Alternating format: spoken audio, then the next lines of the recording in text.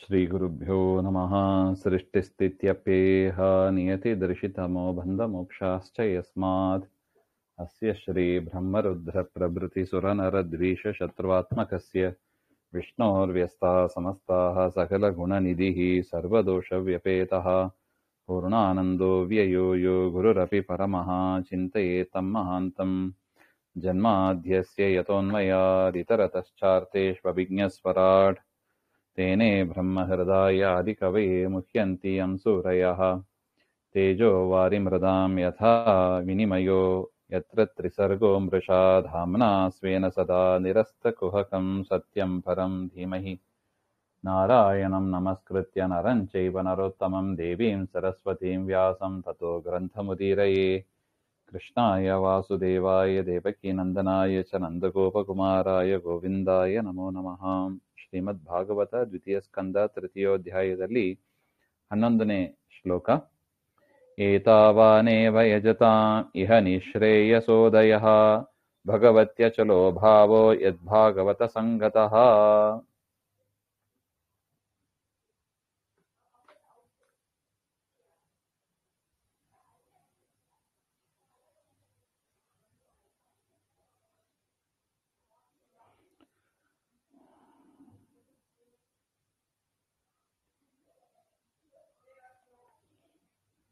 ಅಂದರೆ ಅನ್ಯದೇವತಾ ಯಾಜಿನೋಪಿ ತ್ರೈವಿದ್ಯಾನಾಂ ಮೋಕ್ಷಯೋಗ್ಯತ್ವೇ ಭಾಗವತ ಸಂಗತ್ಯ ತತ್ಯಾಗೇನ ಪರಮಂ ಪುರುಷಂ ಯಜತಾಂ ಮೋಕ್ಷೋ ಭವತಿ ಇತ್ಯಾಶಯೇನ.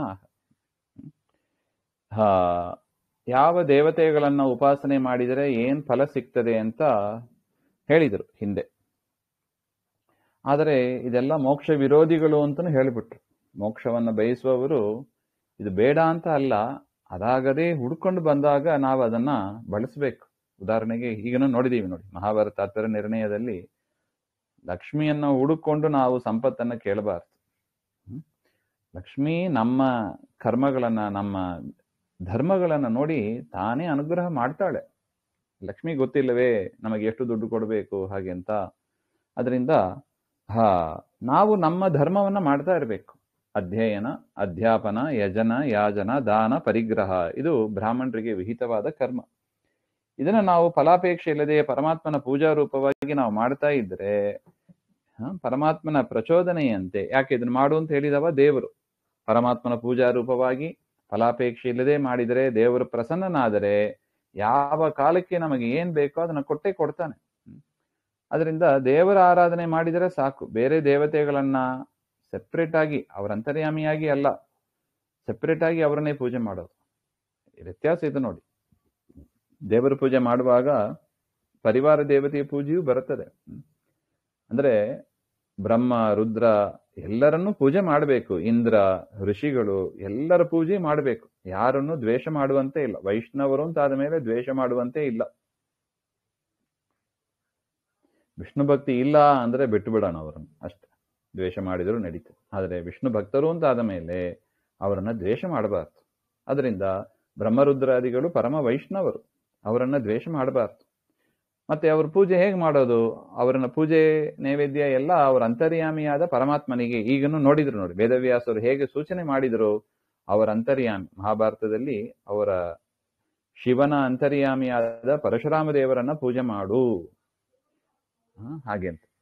ಆ ರೀತಿಯಾಗಿ ಪೂಜೆ ಮಾಡಬೇಕು. ಪರಮಾತ್ಮ ಎಲ್ಲ ಕಡೆ ಇದ್ದಾನೆ. ಅವರೆಲ್ಲ ದೇವರ ಪ್ರತಿಮೆಗಳಿದ್ದ ಹಾಗೆ. ಬ್ರಹ್ಮದೇವರು ದೇವರ ಪ್ರತಿಮೆ, ರುದ್ರದೇವರು ದೇವರ ಪ್ರತಿಮೆ, ಗಣೇಶ, ಸ್ಕಂದ ಎಲ್ಲರೂ ಕೂಡ ದೇವರ ಪ್ರತಿಮೆನೆ.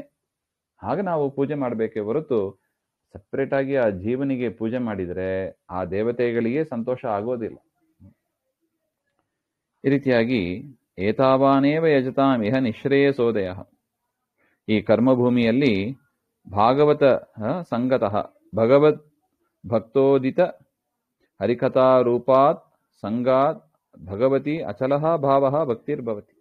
ಅವರ ಅಂತರ್ಯಾಮಿಯಾದ ಅಥವಾ ಪರಮಾತ್ಮನನ್ನೇ ನಾವು ಪೂಜೆ ಮಾಡ್ತಾ ಇದ್ದರೆ ಎಲ್ಲರಲ್ಲೂ ಕೂಡ ಭಕ್ತಿ ಬೆಳೀತದೆ. ದೇವರಲ್ಲಿ ವಿಶೇಷವಾಗಿ ಭಕ್ತಿ ಬೆಳೀತದೆ.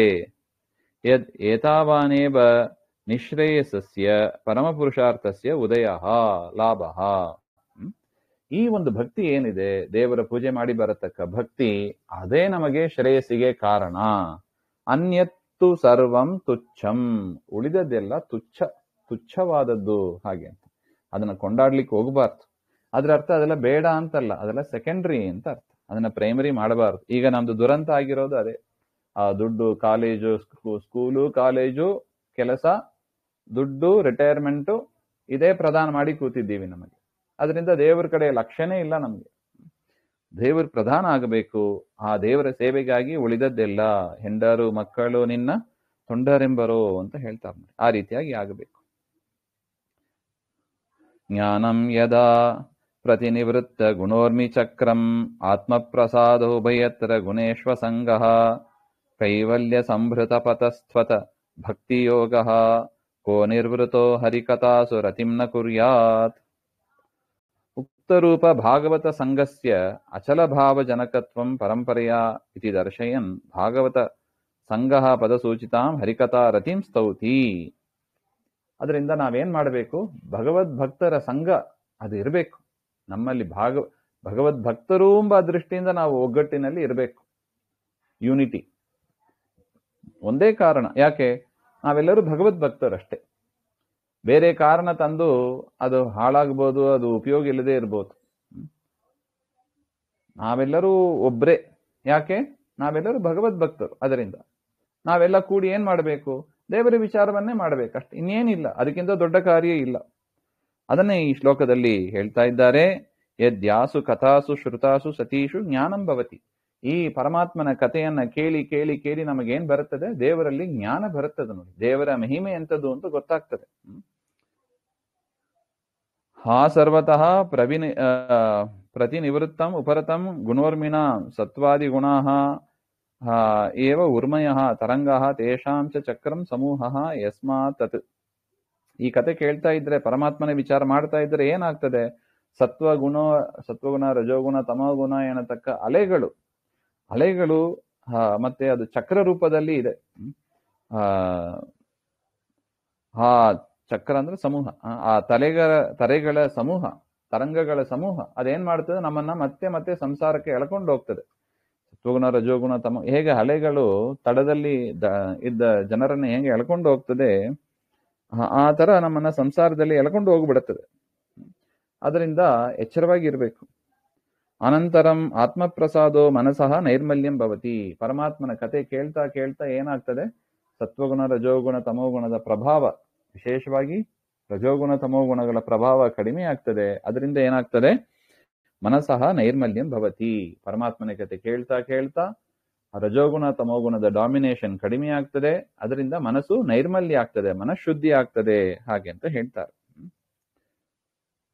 ಅನಂತರಂ ಉಭಯತ್ರ ಇಹ ಪರತ್ರ ಸ್ವರ್ಗಾದೋ ವಿದ್ಯಮಾನೇಷು ಗುಣೇಶು ವಿಷಯೇಷು ಅಸಂಗಃ ಸ್ನೇಹರಾದಿತ್ಯ ಲಕ್ಷಣ ವೈರಾಗ್ಯಂ ಭವತಿ. ಮತ್ತೆ ತಿರ್ಗಾ ಈ ಕಥೆಗಳನ್ನೇ ಕೇಳ್ತಾ ಇದ್ರೆ ಏನಾಗ್ತದೆ? ಮನಸ್ಸಿನ ನೈರ್ಮಲ್ಯ ಆಗ್ತದೆ. ಆ ಮನಸ್ಸಿನ ನೈರ್ಮಲ್ಯದಿಂದ ಏನಾಗ್ತದೆ? ಈ ಇಹಲೋಕದಲ್ಲಾಗಲಿ ಪರಲೋಕದಲ್ಲಾಗಲಿ ಅದೇನು ವಿಷಯ ಭೋಗ ಅಂತ ಇದೆ ಅದು ಬೇಡಪ್ಪ ಅಂತ ಅನಿಸ್ಬಿಡುತ್ತದೆ. ವೈರಾಗ್ಯ ಬರುತ್ತದೆ ಅಂತ ಹೇಳ್ತಾರೆ. ತಿನ್ನೋದು, ನೋಡೋದು, ಮೂಸೋದು, ಮುಟ್ಟೋದು, ಕುಡಿಯೋದು ಇದ್ಯಾವುದು ಬೇಡ. ಯಾಕೆ? ಇದೆಲ್ಲ ಶರೀರ ಪೋಷಣೆಗಾಗಿ. ಅದನ್ನು ಅಷ್ಟು ಕೊಂಡಾಡಬಾರದು, ಅದೇ ಪ್ರಧಾನ ಮಾಡಬಾರದು.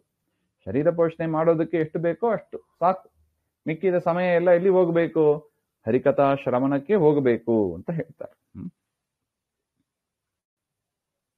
ಆ ರೀತಿ ನೋಡಿ, ಒಂದೊಂದೇ ಸ್ಟೆಪ್ ಹೇಳ್ತಾ ಇದ್ದಾರೆ ಇಲ್ಲಿ. ಸಜ್ಜನರ ಸಂಘ, ಸಜ್ಜನರ ಸಂಘದಿಂದ ಜ್ಞಾನ, ಆ ಜ್ಞಾನದಿಂದ ರಜೋಗುಣ ತಮೋಗುಣದ ಡಾಮಿನೇಷನ್ ಕಡಿಮೆ ಆಗ್ತದೆ. ಅದರಿಂದ ಮನಸ್ಸಿನ ನೈರ್ಮಲ್ಯ ಆಗ್ತದೆ. ಅದರಿಂದ ಸ್ನೇಹ ವಿಷಯದಲ್ಲಿ, ಇಹಪರಗಳಲ್ಲಿ ಕೆಲವರಿಗೆ ಪೂರ್ವದಲ್ಲಿ ಸ್ವರ್ಗಕ್ಕೆ ಹೋಗಬೇಕು ಅಂತ ತುಂಬಾ ಇಚ್ಛೆ ಇರೋದು.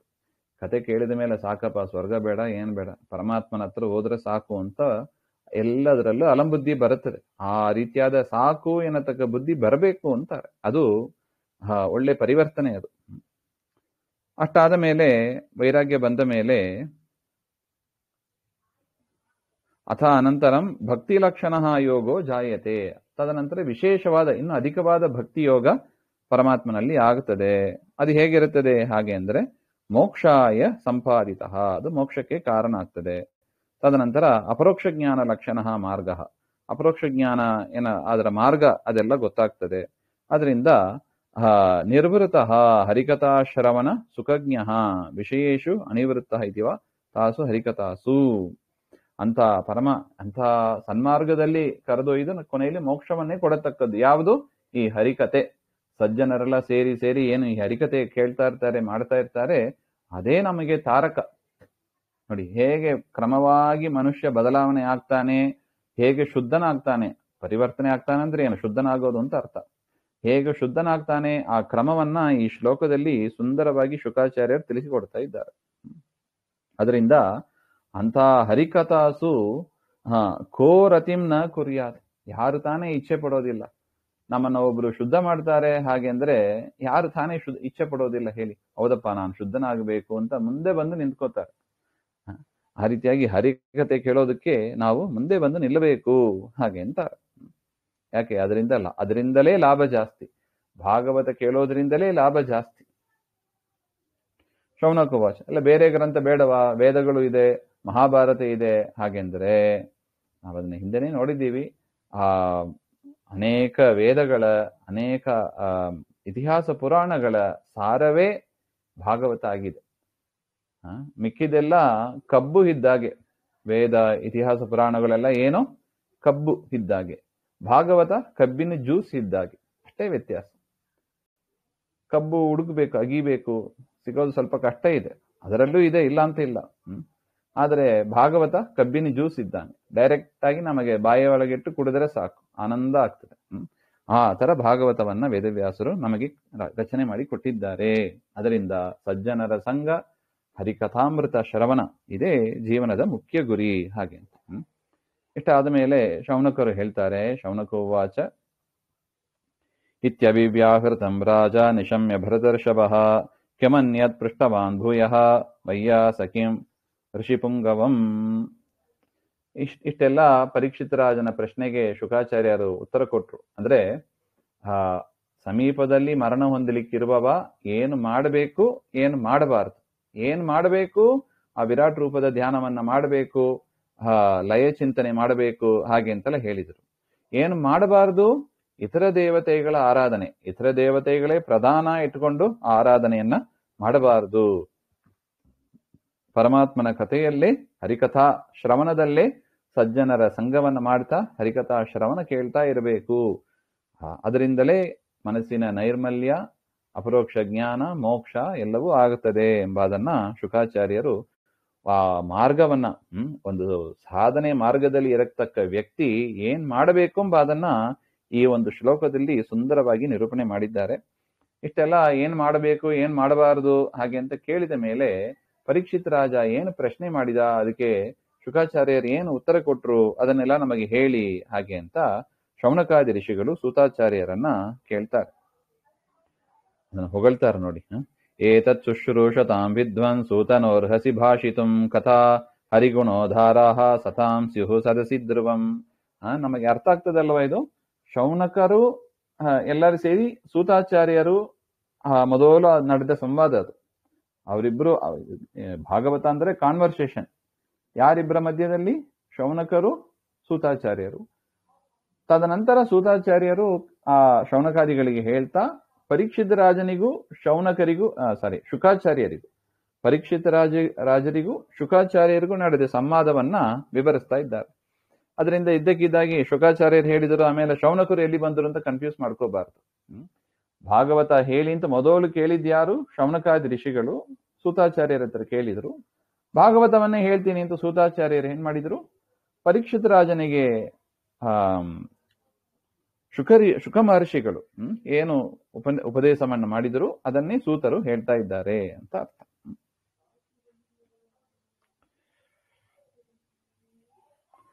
ಏತತ್ ಶುಶ್ರೂಷತಾಂ ವಿದ್ವಾನ್ ಸೂತನೋರ್ಹಸಿ ಭಾಷಿತಂ. ನಮಗೆ ಆ ಭಾಗವತವನ್ನ ಕೇಳಬೇಕು ಅಂತ ಇದೆ, ಹರಿಕತೆ ಕೇಳಬೇಕು ಅಂತ ಇದೆ. ಶೌನಕರು ಹೇಳುವ ಮಾತು ಸೂತರತ್ರ.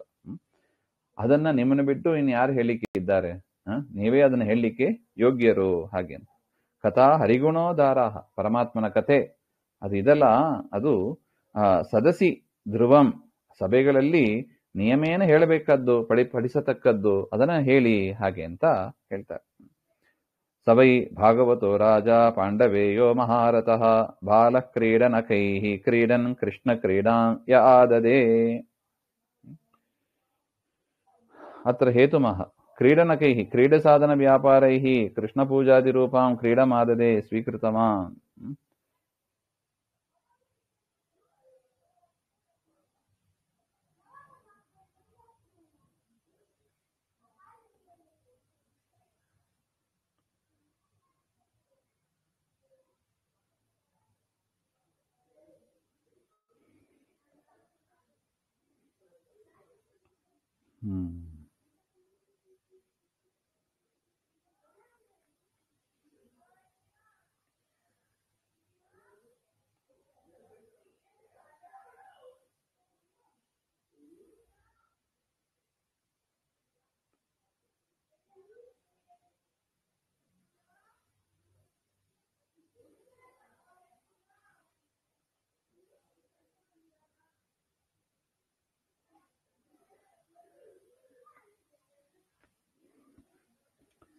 ನೋಡಿ,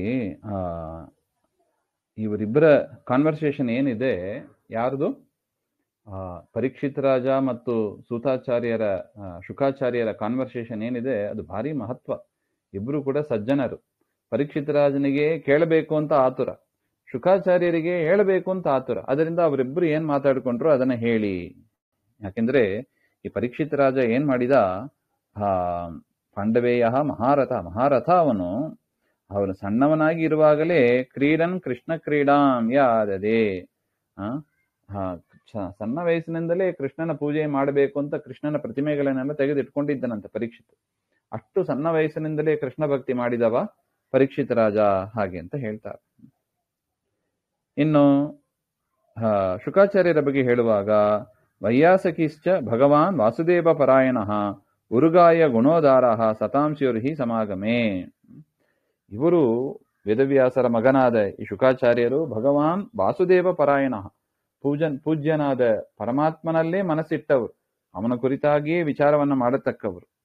ಉರುಗಾಯ ಗುಣೋದಾರಾಹ, ಪರಮಾತ್ಮನ ಕಥೆಯನ್ನ ನಿತ್ಯದಲ್ಲೂ ಗಾನ ಮಾಡತಕ್ಕವರು. ಶತಾಂಸ್ಯು ಸಮಾಗಮೆ, ಅವರ ಒಂದು ಇಬ್ಬರ ಸಮಾಗಮ ಅದು ಅದ್ಭುತವಾದದ್ದು, ಸಜ್ಜನರಿಗೆ ಹಿತಕಾರಿಯಾದದ್ದು. ಅಂತಹ ಸಭೆಯಲ್ಲಿ ಉತ್ತಮ ಸಂವಾದಗಳು ನಡೆದಿರುತ್ತದೆ. ಅದನ್ನ ನಮಗೆ ಹೇಳಿ ಹಾಗೆ ಅಂತ ಒಟ್ಟು ಅಭಿಪ್ರಾಯ. ಆಯುರ್ಹರತಿ ವೈ ಪುಂಸಾಂ ಉದ್ಯನ್ನಸ್ತಂಚಯನ್ನಸೌ ತಸ್ಯರ್ತೆ ಯಕ್ಷನೋ ನೀತಃ ಉತ್ತಮ ಶ್ಲೋಕವಾರ್ತಯ. ಎಷ್ಟು ಚಂದ ಇದೆ ನೋಡಿ, ಮಧ್ಯ ಮಧ್ಯದಲ್ಲಿ ಇಂತಹ ಶ್ಲೋಕಗಳು ಬರುತ್ತವೆ.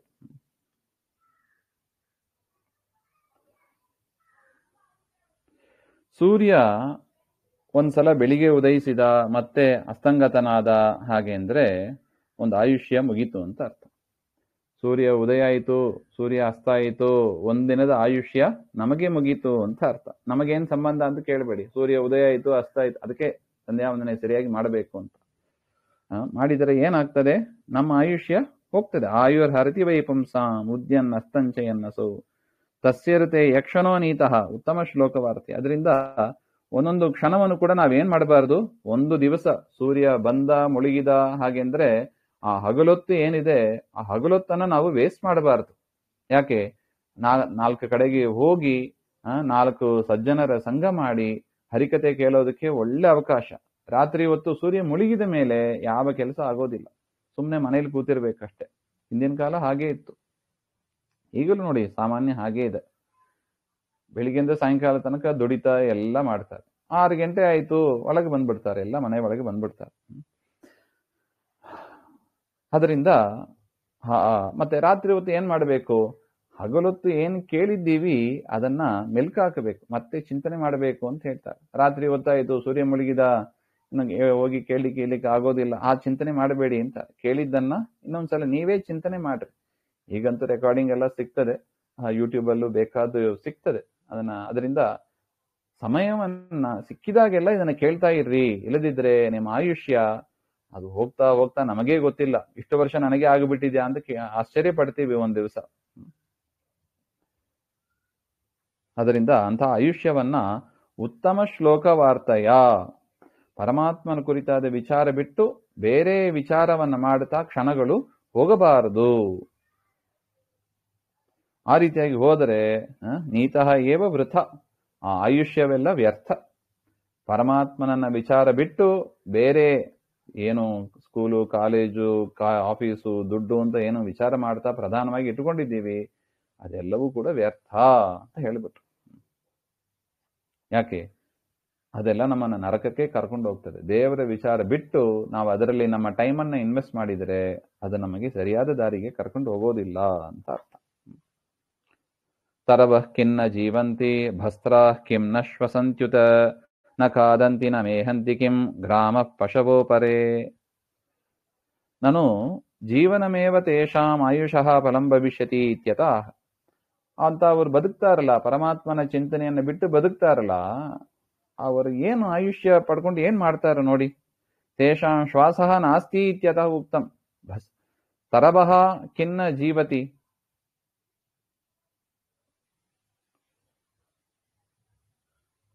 ಕಾಡಿನಲ್ಲಿ ಮರಗಳು ಬದುಕುವುದಿಲ್ಲವೇ? ಕೊಡುವ ದೃಷ್ಟಾಂತ ನೋಡಿ.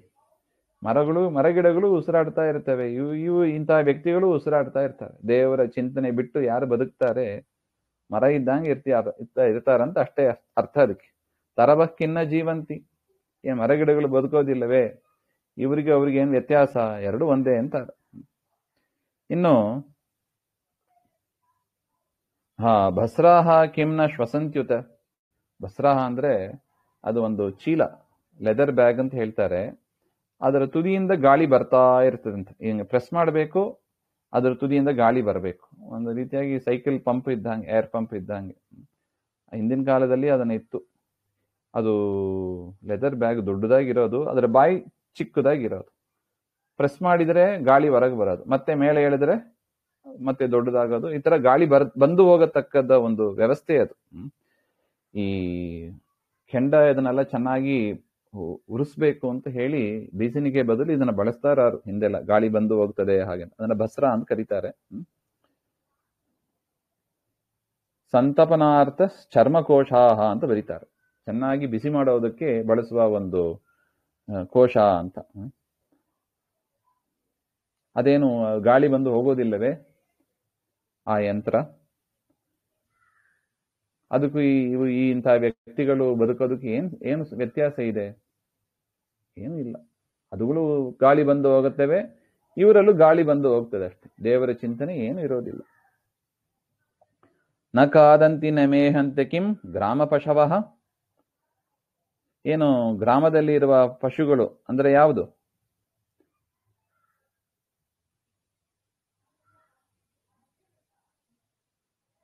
ಗ್ರಾಮ ಪಶವ ಅಂದ್ರೆ ಗ್ರಾಮದಲ್ಲಿ ಕಾಡಿನಲ್ಲಿರುವ ಪ್ರಾಣಿಗಳಲ್ಲ, ಮನೆಯ ವಾತಾವರಣದಲ್ಲಿ ಇರತಕ್ಕ ಪ್ರಾಣಿಗಳು. ನ ಖಾದಂತಿ ಕಿಂ, ಅವರೇನು ಊಟ ಮಾಡೋದಿಲ್ಲವೇ? ನರಿ ಬೇಡ, ನಾಯಿಗಳು ಅಂತ ಇಟ್ಟುಕೊಳ್ಳೋಣ. ನಾಯಿ, ಬೆಕ್ಕು ಇದೆಲ್ಲ ಏನು ಮನೆ ಹೊರಗೆ ಇರುತ್ತವೆ, ಅದೇನು ಊಟ ಮಾಡೋದಿಲ್ಲವೇ? ಅಂತ ಅವರಿಗೂ ಈ ಹರಿಭಕ್ತಿ, ಪರಮಾತ್ಮನ ಕಥೆ ವಿಚಾರ ಮಾಡದೆ ಯಾರು ಸಮಯ ವ್ಯರ್ಥ ಮಾಡ್ತಾರಲ್ಲ, ಅವ್ರ ಬದುಕು ಇವ್ರ ಬದುಕು ಏನ್ ವ್ಯತ್ಯಾಸ ಹೇಳಿ? ನಾಯಿ ಬದುಕಿದಂಗೆ ಇವ್ರದ್ದು ಬದುಕು ಅಂತ ಹೇಳ್ತಾರೆ. ರೇತೋ ಮೂತ್ರಾದಿ ಉತ್ಸರ್ಜನಂ. ಇನ್ನು ಅವರು ಸಂತಾನ ಪಡೆಯೋದಿಲ್ಲವೇ? ನಾಯಿಗಳು, ಬೆಕ್ಕುಗಳು ಸಂತಾನ ಪಡೆಯೋದಿಲ್ಲವೇ? ಮಲಮೂತ್ರ ವಿಸರ್ಜನೆ ಮಾಡೋದಿಲ್ಲವೇ? ಇವರು ಹಾಗೆ ಮಾಡ್ತಾರೆ ಅಷ್ಟೇ.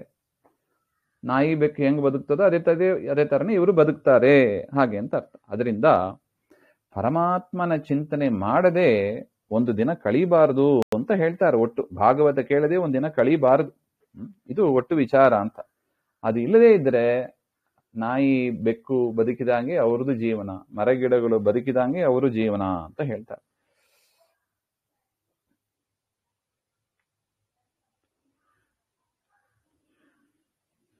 ಶ್ವಿದ್ವರಾಹೋಷ್ಟ್ರ ಖರೈಃ ಸತುಲ್ಯ ಪುರುಷಃ ಪಶುಃ ನ ಯತ್ಕರ್ಣಪಥೋಪೇತೋ ಜಾತು ನಾಮ ಗದಾಗ್ರಜಃ. ಬೇಸರ ಮಾಡ್ಕೋಬಾರದು ಯಾರು, ಏನು ಹಿಂಗೆ ಹೇಳ್ತಾರಲ್ಲ ಹಾಗೆ ಅಂತ. ಶೌನಕಾದಿ ಋಷಿಗಳು ಹೇಳುವ ಮಾತು ಇವೆಲ್ಲ ಹೌದು ಅಂತ ಅನಿಸ್ತದ ನೋಡಿ. ಪರಮಾತ್ಮನ ಸಂಬಂಧ ಇಲ್ಲದೆ ಇರುವ ಬದುಕು ಅದು ಹಾಳೆ. ಅವರು ತಾವು ಮಾತ್ರ ಹಾಳು ಮಾಡೋದಿಲ್ಲ, ತಮ್ಮ ಸುತ್ತಮುತ್ತ ಇರುವ ಎಲ್ಲರನ್ನೂ ಹಾಳು ಮಾಡ್ತಾರೆ. ಅದರಿಂದ ಅಂತ ಜೀವನ ಇರಬಾರ್ದು ಅಂತ ಅಷ್ಟೇ ಅಭಿಪ್ರಾಯ. ಇನ್ನು ಶ್ವ ಅಂದ್ರೆ ನಾಯಿ, ಆಸಾರಮೇಯ ಅಂತ. ವಿಟ್ ಅಂದ್ರೆ ವರಾಹ, ಹಂದಿ. ಅಮೇಧ್ಯ, ಅದು ತಿನ್ನಬಾರ್ದನ್ನ ತಿಂತದೆ, ಅದು ಹಂದಿ. ಉಷ್ಟ್ರ ಅಂದ್ರೆ ಒಂಟೆ. ಖರ, ಕತ್ತೆ. ಸಹತುಲ್ಯ ಪುರುಷ ಪಶು, ಪರಮಾತ್ಮನ ಚಿಂತನೆ ಮಾಡದೆ ಬದುಕುವ ವ್ಯಕ್ತಿ ಈ ಪಶುಗಳಿಗೆ ಸಮಾನ ಅಂತ ಹೇಳ್ತಾರೆ. ಈ ಪಶುಗಳಿಗೆ ಸಮಾನ. ನಾಯಿ, ಹಂದಿ, ಒಂಟೆ, ಕತ್ತೆ, ವರಾಹ ಅಂದ್ರೆ ಅದೇ. ವರಾಹ ಅಂದ್ರೆ ಸೂಕರ, ಹಂದಿ ಅಂತ ಅದೇ.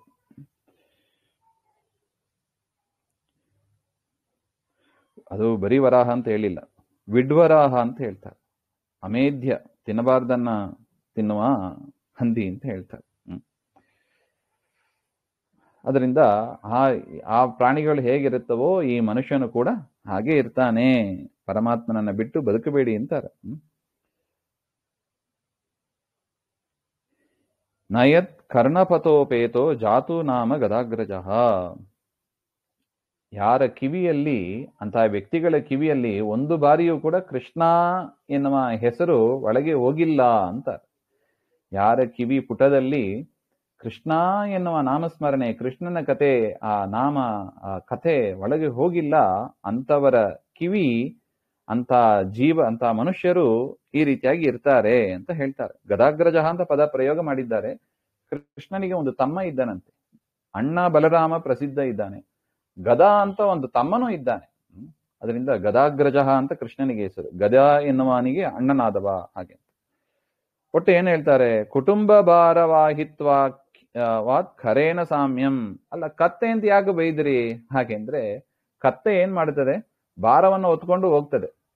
ಈ ಮನುಷ್ಯ ಏನ್ ಮಾಡ್ತಾನೆ, ಕುಟುಂಬದ ಭಾರವನ್ನು ಹೊತ್ಕೊಂಡು ಹೋಗ್ತಾನೆ. ಹೆಂಡತಿ, ಮಕ್ಕಳು, ಇವರನ್ನ ರಕ್ಷಣೆ ಮಾಡೋದೇ ನನ್ನ ಜೀವನದ ಗುರಿ ಅಂತ ತಿಳ್ಕೊಂಡು ಕೂತಿರ್ತಾನೆ. ಅದರಿಂದ ಕತ್ತೆ ಅಂತ ಬೈದದ್ದು ಅವನನ್ನು. ಕತ್ತೆಯನ್ನು ಹೊತ್ಕೊಂಡು ಹೋಗ್ತದೆ, ನೀನು ಹೊತ್ಕೊಂಡು ಹೋಗ ಅಷ್ಟೆ. ಪರಮಾತ್ಮನ ವಿಚಾರ ಬಿಟ್ಟವರು, ಅವರ ವಿಚಾರ ಇದಲ್ಲ. ಅದರಿಂದ ನಮ್ಮ ಜೀವನ ನಮ್ಮ ದಿನಾಂಬದಕ್ಕಿಂತ ನಮ್ಮ ಒಂದೊಂದು ಕ್ಷಣ ಅದು ಸಾರ್ಥಕ, ಮೀನಿಂಗ್ಫುಲ್ ಆಗಬೇಕು ಅಂದ್ರೆ ಕೃಷ್ಣನ ಚಿಂತನೆ ಮಾಡಬೇಕು, ಭಾಗವತ ಚಿಂತನೆ ಮಾಡಬೇಕು ಅಂತ ಅದರ ಅಭಿಪ್ರಾಯ. ಬಿಲೇ ಬತೋರು ಕ್ರಮ ವಿಕ್ರಮಾನ್ಯೇ ನ ಶೃಣ್ವತಃ ಕರ್ಣಪುಟೇ ನರಸ್ಯ ಜಿಹ್ವಾಸತಿ ದಾರ್ತುರಿಖೇವ ಸೂತ ನಚೇತ್ ಪ್ರಗಾಯತ್ಯುರು ಗಾಯಗಾಥಾಂ ತಸ್ಯ ಅಂಗಾನಿ ಚ ವ್ಯರ್ಥಾನಿ ಇತ್ಯಾಹ. ಅಂಥ ಮನುಷ್ಯನ ದೇಹ ಅವಯವಗಳು ಏನಿದೆ ಅದೆಲ್ಲ ವ್ಯರ್ಥ ಅಂತ. ಬಿಲ, ಹರಿಮಹಾತ್ಮ್ಯ ಯಾರ ಕಿವಿಯಲ್ಲಿ ಕೇಳಿಲ್ಲ ಅದು ಬಿಲಗಳು. ಬಿಲಗಳು ಅಂದ್ರೆ ಏನು? ಆ ಗುಹೆ ಇದ್ದಂಗೆ. ದೊಡ್ಡ ಪರ್ವತದಲ್ಲಿ 2 ಗುಹೆ ಇದ್ರೆ ಒಂದು 2 ದೊಡ್ಡ ತೂತು ಇರುತ್ತದೆ ನೋಡಿ, ಅಷ್ಟೇ. ಆ ಕಿವಿಂಬ ಅದು ಯಾರ ಕಿವಿಯಲ್ಲಿ ಕೃಷ್ಣನ ಕಥೆ ಕೇಳಿಲ್ಲ ಅದು ಬಿಲ ಇದ್ದ ಹಾಗೆ.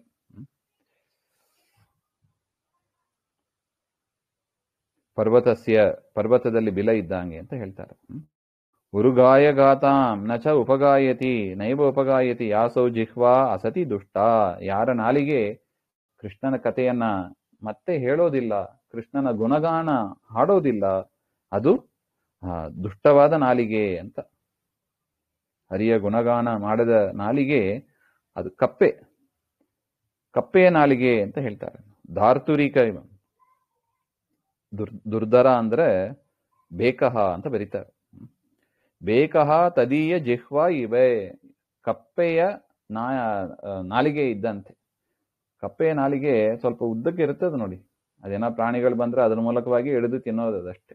ಅಷ್ಟೇ ಉಪಯೋಗ. ಬರೀ ತಿನ್ನೋದಕ್ಕೆ, ಇನ್ನೊಬ್ಬರನ್ನ ಹೇಳೋದಕ್ಕೆ ಅಷ್ಟೇ ಉಪಯೋಗ ಆಗ್ತದೆ. ದೇವರ ಗುಣಗಾನ ಮಾಡೋದಕ್ಕೆ ಅದು ಉಪಯೋಗ ಬೀಳೋದಿಲ್ಲ ಅಂತ ಹೇಳ್ತಾ ಇದ್ದಾರೆ. ಅದರಿಂದ ಇನ್ನು ಕೆಲವು ಮಾತುಗಳನ್ನು ಹೇಳ್ತಾರೆ ಶೌನಕರು. ಭಾಗವತ ಕೇಳೋದು, ಇನ್ನು ಭಾಗವತ ಹೇಳಿಕ್ ಶುರು ಮಾಡಿಲ್ಲ. ಏನ್ ಕೇಳಬೇಕು ಏನ್ ಕೇಳಬಾರ್ದು ಅಂತ ಹೇಳಿ ಭಾಗವತವನ್ನೇ ಕೇಳಬೇಕು ಅಂತ ಶುಕಾಚಾರ್ಯರು ಇಷ್ಟು ಹೇಳಿ ನಿಲ್ಸಿದ್ದಾರೆ. ಆ ಭಾಗವತವನ್ನೇ ನಮಗೆ ಹೇಳಿ ಅಂತ ಸೂತಾಚಾರ್ಯರ ಹತ್ರ ಶೌನಕರು ಪ್ರಾರ್ಥನೆ ಮಾಡ್ತಾ ಇದ್ದಾರೆ. ಆ ಸಂದರ್ಭದಲ್ಲಿ ಭಾಗವತವನ್ನ ಹೊಗಳ್ತಾ ಇದ್ದಾರೆ. ಭಾಗವತ ಯಾಕೆ ಕೇಳಬೇಕು, ಕೃಷ್ಣನ ಕಥೆ ಯಾಕೆ ಕೇಳಬೇಕು, ಮಾಡದಿದ್ರೆ ಏನಾಗ್ತದೆ ಅದನ್ನೆಲ್ಲ ಇಲ್ಲಿ ಹೇಳ್ತಾ ಇದ್ದಾರೆ. ಮುಂದಿನ ವಿಚಾರ ಮತ್ತೆ ನೋಡೋಣ. ಶ್ರೀಮಧ್ವಾಂತರ್ಗತ ಶ್ರೀಕೃಷ್ಣ ಅರ್ಪಣಮಸ್ತು. ಶ್ರೀ ಹರಯೇ ನಮಃ.